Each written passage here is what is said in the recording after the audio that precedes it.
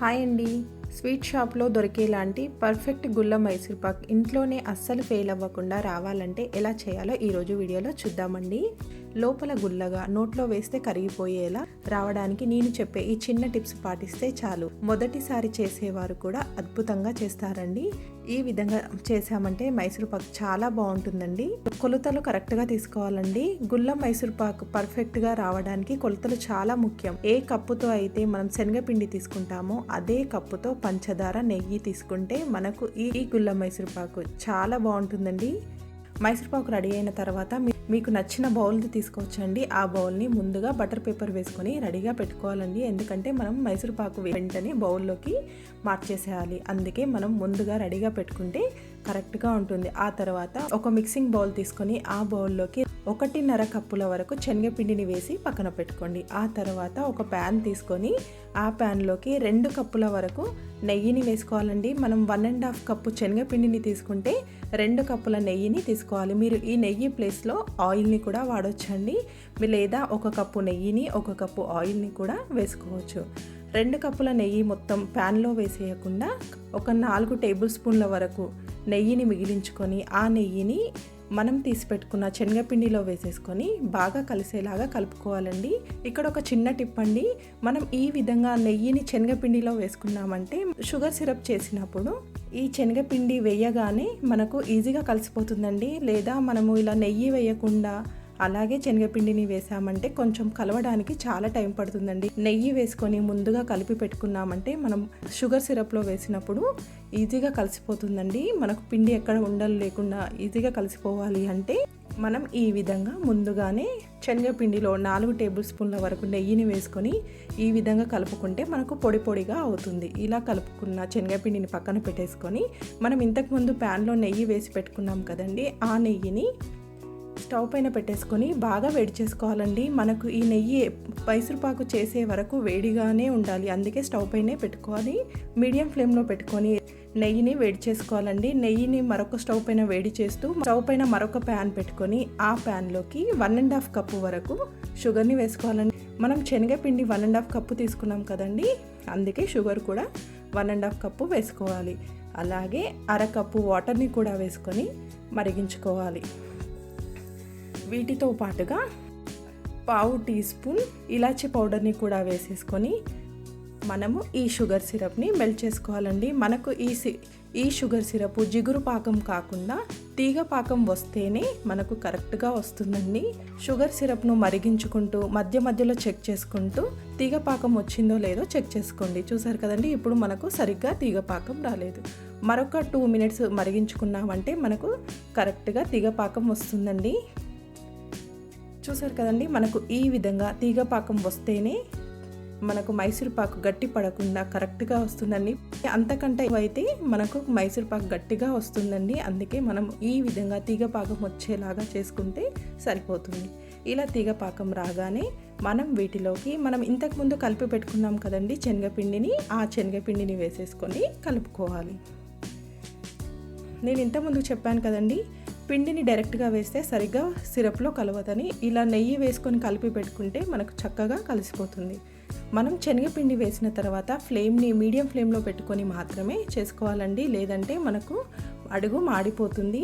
మనకు ఈ శనగపిండిలో ఎక్కడ ఉండలు లేకుండా సాఫ్ట్గా ఉండేలాగా బాగా తిప్పుతూ చేసుకోవాలి. చూసారు కదండి, మనకు ఈ విధంగా ప్యాన్కి రుద్దుతున్నట్టు కలుపుకున్నామంటే ఉండలు ఏమైనా ఉన్నా కూడా మనకు కరిగిపోతాయి. ఈ విధంగా శనగపిండిని మీడియం ఫ్లేమ్లో పెట్టుకొని కలుపుకుంటూ ఉడికించుకోవాలి. మనం ఈ శనగపిండిని ఒక 5 మినిట్స్ లేదా శనగపిండి మనకు ఈ విధంగా ఉడుకుతున్నప్పుడు మనం నెయ్యిని వేసుకోవాలండి.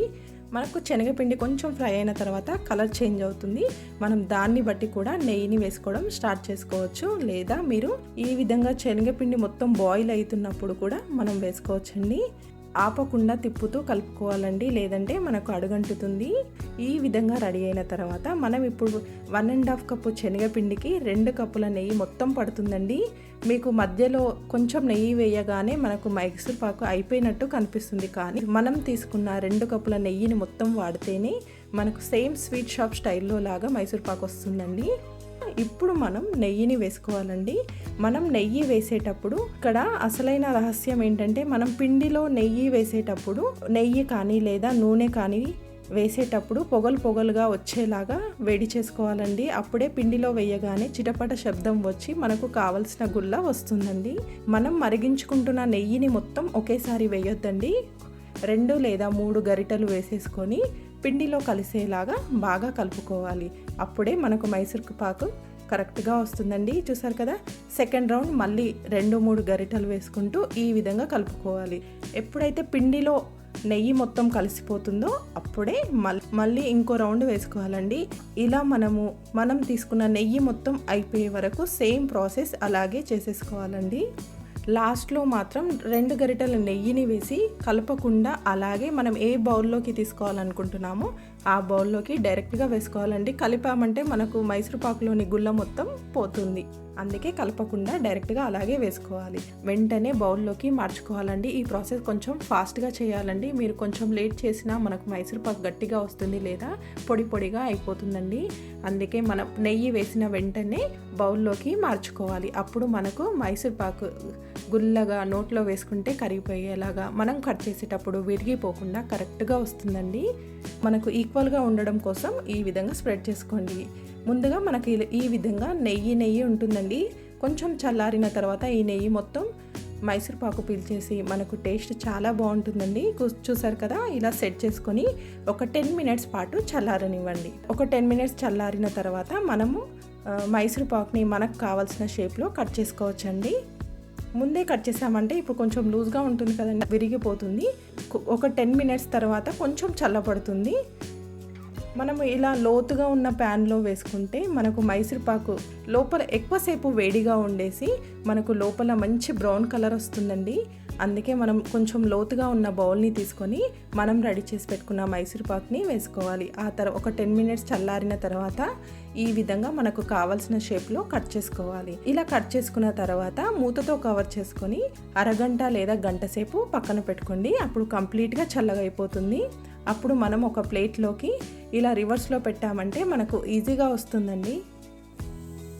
చూసారు కదండి, మనకు టేస్టీగా ఉండే మైసూర్ పాక్ రెడీ అయిపోయిందండి. ఈ విధంగా మైసూర్ పాక్ చేశారంటే ఫస్ట్ టైం చేసే వాళ్ళు కూడా ఈ రెసిపీ ఫెయిల్ అవ్వకుండా కరెక్ట్గా వస్తుందండి.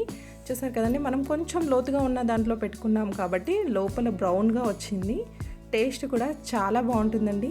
మనకు తీగ పాకం వస్తేనే మైసూర్ పాకు గట్టి పడకుండా నోట్లో వేసుకుంటే కరిగిపోతుందండి. మనకు పానకం కొంచెం ముదురు పానకం వచ్చినా కూడా మనకు మైసూర్ పాకు గట్టిగా అయిపోతుందండి.